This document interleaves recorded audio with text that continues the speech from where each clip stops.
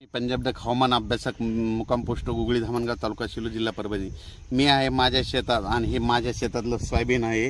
हे जवळपास आहे 13 जूनची पेरणी आहे आणि 13 जूनची पेरणी असताना तुम्हाला एक सांगू इच्छितो की सोयाबीन पेरलेलं आहे 16 इंचावर पेरलेलं आहे।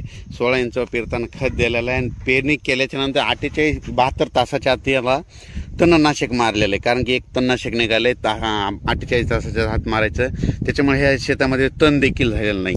म्हणून हे तुम्हाला एक सांगू इच्छितो।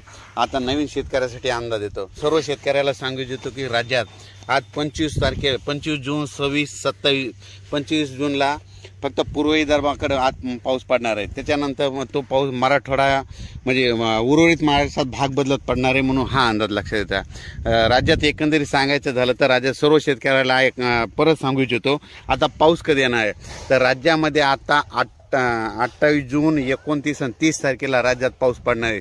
सगळ्यात जास्त पाऊस पूर्व विदर्भ, पश्चिम विदर्भ आणि त्याच्यानंतर जळगाव, संभाजीनगर, उत्तर महाराष्ट्राकडे तसेच कोकणपट्टीकडे 28 जूनचा पाऊस हा जवळपास म्हणजे सांगायचं झालं तर वर्धा, नागपूर, भंडारा, गोंदिया, अमरावती, अकोला, वाशिम, बुलढाणा तसेच परभणी, जळगाव, जालना, बीड,